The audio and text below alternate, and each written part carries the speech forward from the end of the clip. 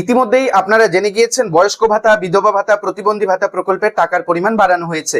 আগে ভাতা প্রকল্পে 1000 টাকা করে দেওয়া হতো, সেই টাকার পরিমাণ বাড়িয়ে এখন 1500 টাকা করে করা হয়েছে, অর্থাৎ টাকার পরিমাণ 500 টাকা বাড়ানো হয়েছে। এখন অনেকেই জানতে চাচ্ছেন এই বর্ধিত টাকা পেতে কি নতুন করে আরো কোনো ফর্ম ফিল আপ করতে হবে?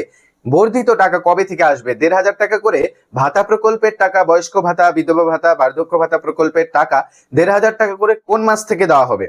আর এই টাকা পেতে নতুন করে আবারও কি কোনো ফর্ম পূরণ করে জমা করতে হবে? তো দেখুন, ইতিমধ্যেই সরকারের তরফে ঘোষণা করা হয়েছে বার্ধক্য, বয়স্ক, বিধবা ভাতা প্রকল্পে আবারও একটা ভেরিফিকেশন হবে। ভেরিফিকেশন করে নতুন উপভোক্তাদের ইনক্লুড করা হবে। যে উপভোক্তারা টাকা পাচ্ছে তাদের সত্যতা যাচাই করা হবে।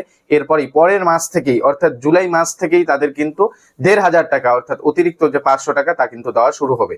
তো এটাই আপডেট জানানো ছিল। আপডেট যদি ভালো লাগে ভিডিওটিতে লাইক করে দেবেন। যারা চ্যানেলে নতুন, চ্যানেলটিকে সাবস্ক্রাইব করে রাখবেন। ফেসবুক পেজ থেকে ভিডিওটি দেখে থাকলে পেজটিকে ফলো দিয়ে রাখবেন। ধন্যবাদ।